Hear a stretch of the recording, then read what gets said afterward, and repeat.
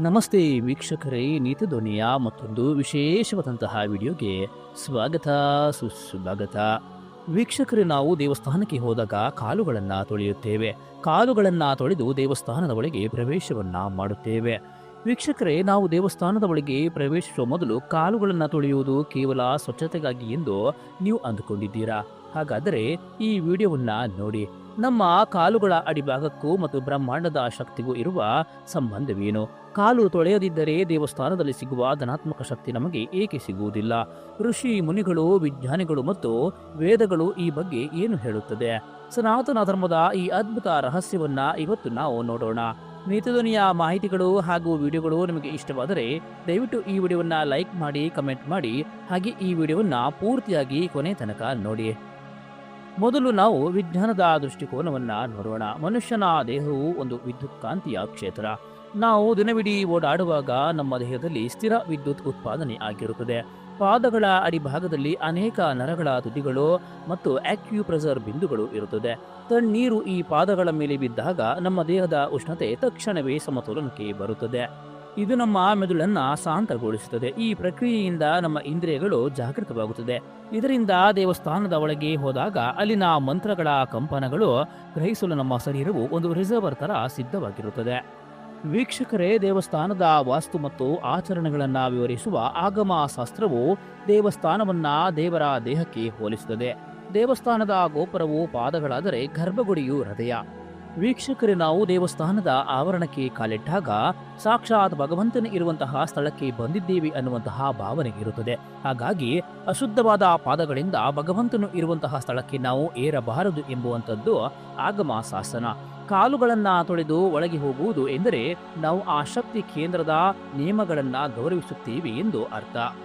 ವೀಕ್ಷಕರೇ, ವೇದಗಳಲ್ಲಿ ಶೌಚ ಎನ್ನುವುದು ಕೇವಲ ಶರೀರದ ಶುದ್ಧಿಯಲ್ಲ, ಅದು ಮನಸ್ಸಿನ ಶುದ್ಧಿಯ ಮೊದಲ ಮೆಟ್ಟಿಲು. ಋಗ್ವೇದದಲ್ಲಿ ನೀರಿನ ದೇವತೆಗಳನ್ನ ಸ್ತುತಿಸುತ್ತಾ ನೀರು ಸಂಕಲ್ಪ, ಪಾಪಗಳನ್ನ ಮತ್ತು ಕಲ್ಮಸಗಳನ್ನ ತೊಳೆದು ಹಾಕುವ ಶಕ್ತಿ ಹೊಂದಿದೆ ಎಂದು ಹೇಳಲಾಗಿದೆ. ದೇವಸ್ಥಾನಕ್ಕೆ ಬರುವ ಮೊದಲು ನಮ್ಮ ಮನಸ್ಸು ಹೊರಗಿನ ವಿಷಯಗಳಿಂದ ಕಲುಷಿತವಾಗಿರುತ್ತದೆ.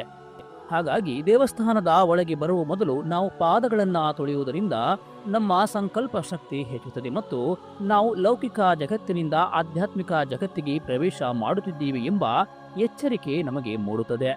ವೀಕ್ಷಕರೇ, ಉಪನಿಷತ್ಗಳು ಪಂಚಭೂತಗಳಲ್ಲಿ ನೀರಿಗೆ ಹೆಚ್ಚಿನ ಮಹತ್ವವನ್ನ ನೀಡಿವೆ. ತ್ವೈತೇರಿಯ ಉಪನಿಷತ್ನಲ್ಲಿ ಅನ್ನದ್ಭವತಿ ಭೂತಾನಿ ಎಂದು ಹೇಳುತ್ತಾ ನೀರಿನ ಪ್ರಾಮುಖ್ಯತೆಯನ್ನ ವಿವರಿಸಲಾಗಿದೆ. ಕಾಲು ತೊಳೆಯುವ ಕ್ರಿಯೆಯನ್ನ ಉಪನಿಷತ್ಗಳು ಆತ್ಮಶುದ್ಧಿಯ ಪ್ರಕ್ರಿಯೆ ಎಂದು ಕರೆಯುತ್ತದೆ. ನೀರು ನಮ್ಮ ದೇಹದ ಅಹಂಕಾರದ ತಾಪವನ್ನ ಕಡಿಮೆ ಮಾಡುತ್ತದೆ.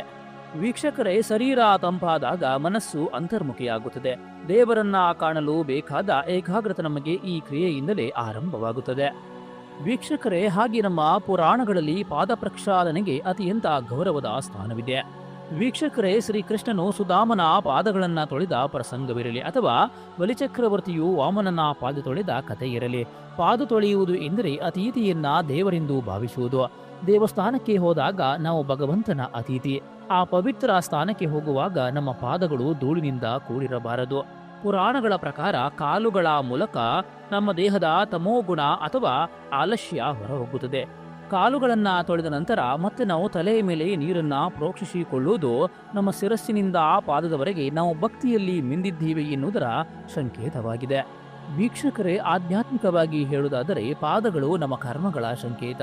ನಾವು ದಿನವಿಡೀ ಮಾಡುವ ಓಡಾಟ, ನಾವು ತುಳಿಯುವ ದಾರಿಗಳು ನಮ್ಮ ಕರ್ಮಕ್ಕೆ ಸಂಬಂಧಿಸಿರುತ್ತದೆ. ದೇವಸ್ಥಾನಕ್ಕೆ ಹೋಗುವ ಮೊದಲು ಈ ಎಲ್ಲ ಕರ್ಮದ ಧೂಳನ್ನ ಹೊರಗೆ ಬಿಟ್ಟು ಬರಬೇಕು. ನೀರಿನಿಂದ ಕಾಲು ತೊಳೆಯುವಾಗ ನನ್ನ ಕೆಟ್ಟ ಆಲೋಚನೆಗಳು ಮತ್ತು ಕೃತ್ಯಗಳು ಇಲ್ಲೇ ಕರಗಿ ಹೋಗಲಿ, ನಾನು ನಿರ್ಮಲನಾಗಿ ದೇವರ ಮುಂದೆ ನಿಲ್ಲಲಿ ಎಂಬ ಭಾವನೆ ನಮ್ಮಲ್ಲಿ ಮೂಡಬೇಕು. ಈ ಶರಣಾಗತಿ ಭಾವವೇ ನಿಜವಾದ ಪೂಜೆ ಹಾಗೂ ಭಕ್ತಿಯೇ. ವೀಕ್ಷಕರೇ, ನೋಡಿದಿರಲ್ವಾ, ನಮ್ಮ ಹಿರಿಯರು ಯಾವುದೇ ಆಚರಣೆಗಳನ್ನ ಮಾಡಿದರೆ ಅದರ ಹಿಂದೆ ವೈಜ್ಞಾನಿಕ ಹಾಗೂ ಆಧ್ಯಾತ್ಮಿಕ ಕಾರಣಗಳು ಅಡಗಿರುತ್ತದೆ.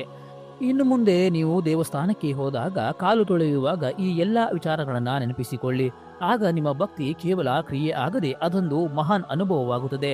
ಈ ಮಾಹಿತಿ ನಿಮಗೆ ಉಪಯುಕ್ತವಂತ ಅನಿಸಿದರೆ ದಯವಿಟ್ಟು ಈ ವಿಡಿಯೋವನ್ನ ಶೇರ್ ಮಾಡಿ, ಲೈಕ್ ಮಾಡಿ ಹಾಗೂ ನಮ್ಮ ಚಾನಲ್ ಅನ್ನ ಸಬ್ಸ್ಕ್ರೈಬ್ ಮಾಡಿಕೊಳ್ಳೋದನ್ನ ಮರೆಯಬೇಡಿ. ನಮಸ್ತೆ.